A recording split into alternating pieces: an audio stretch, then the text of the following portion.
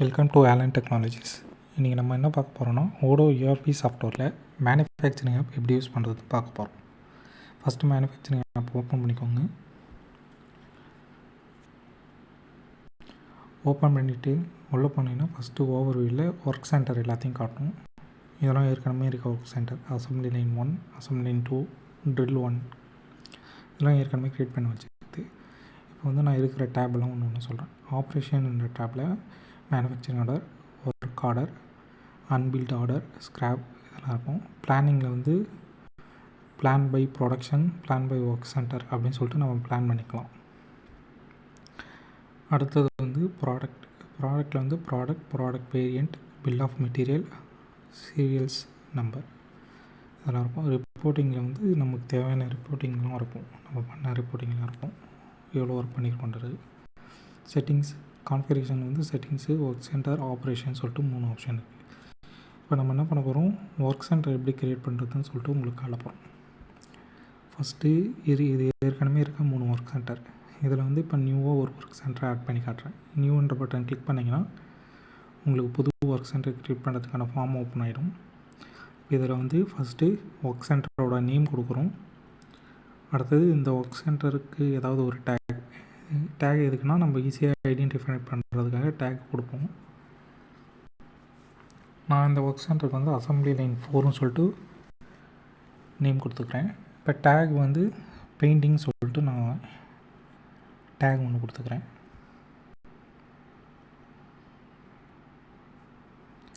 இப்போ இந்த டேக் கொடுத்து முடித்தோடனே கோடு, இந்த ஒர்க் சென்டருக்குன்னு சொல்லிட்டு ஸ்பெசிஃபிக்காக ஒரு கோட் கொடுத்துக்குறோம். அடுத்தது ஒர்க்கிங் ஹவர்ஸ், இந்த ஒர்க் சென்டருக்கு எத்தனை ஒரு வீக்லி எவ்வளோ ஒர்க்கிங் ஹவர்ஸ்னு சொல்லிட்டு கொடுத்தாச்சு.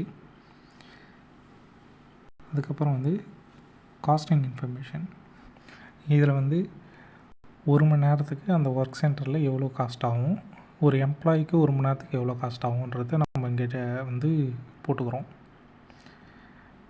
அடுத்தது வந்து ப்ரொடக்ஷன் இன்ஃபர்மேஷனில் வந்து பார்த்திங்கன்னா டைம் எஃபிஷியன்சி, இதில்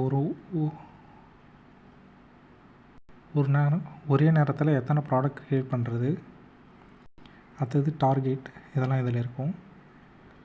அடுத்தது எம்ப்ளாயி, எந்த எம்ப்ளாயி வேணுமோ அந்த எம்ப்ளாயி மட்டும் நம்ம அலோவ் பண்ணிக்கிறோம். இங்கே வந்து செட்டப் டைம், க்ளீனிங் டைம்னு சொல்லிட்டு செலக்ட் பண்ணிக்கிறோம். செட்டப் டைம்னும் இப்போ ஒரு ஆப்ரேஷன் முடிஞ்சு அடுத்த ஆப்ரேஷனுக்கு மாறுறதுக்கு எவ்வளோ நேரம், அதாவது ஒரு ப்ரொடக்ஷன் முடிஞ்சு அடுத்த ப்ராடக்ட் வந்து க்ரியேட் பண்ணுறதுக்கு 1 நிமிஷம் நடுவில் டைம் கேட்பேன். அந்த இடத்த க்ளீன் பண்ணுறதுக்கு 2 நிமிஷம் ஆகும் அப்படின்னு சொல்லிட்டு நம்ம கொடுத்துருவோம். கீழே வந்து டிஸ்கிரிப்ஷனில் நம்ம என்ன பண்ண போகிறோமோ அதோட விரிவாக்கத்தை இங்கே கொடுத்துக்குறோம். அடுத்தது ஸ்பெசிஃபிக் கெப்பாசிட்டிஸ், இப்போ வேறு டிஃப்ரெண்ட் ப்ராடக்ட் க்ரியேட் பண்ணுறோன்னா அதுக்கு ஏற்ற மாதிரி டைமிங்கும் கெப்பாசிட்டியும் மாறும். அது வேணுன்னா நீங்கள் இங்கே வந்து ஆட் பண்ணிக்கலாம். ஏன்னா ஒரு ஒர்க் சென்டரில் எத்தனை ப்ராடக்ட் வேணாலும் டிஃப்ரெண்ட் ப்ராடக்ட்டுக்கு இது பண்ணுவீங்க.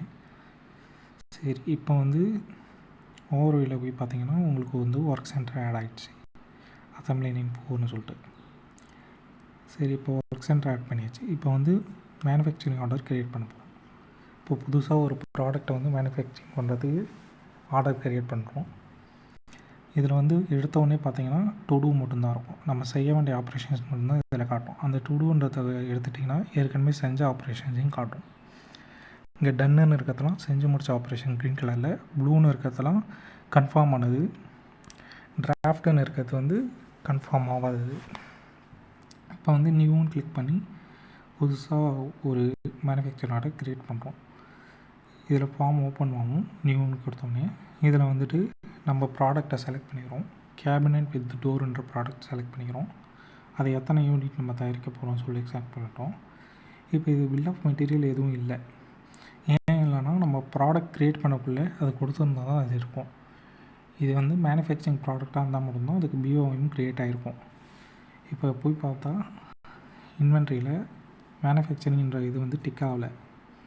அதை டிக் பண்ணால் தான் நமக்கு வந்து பில் ஆஃப் மெட்டீரியல் க்ரியேட் ஆகும். பில் ஆஃப் மெட்டீரியல்னால் ஒரு ப்ராடக்ட் தயாரிக்க நமக்கு என்னென்ன பொருள் தேவை, அதில் என்னென்ன ஆப்ரேஷன் பண்ணுவோம், அப்புறமேட்டு பை ப்ராடக்டாக அது கூட என்ன ப்ராடக்ட் வரும் அப்படின்ற எல்லா இதுவும் வந்து பில் ஆஃப் மெட்டீரியலும் நம்ம தெளிவாக போட்டு வச்சுப்போம். இதுதான் பில் ஆஃப் மெட்டீரியல்.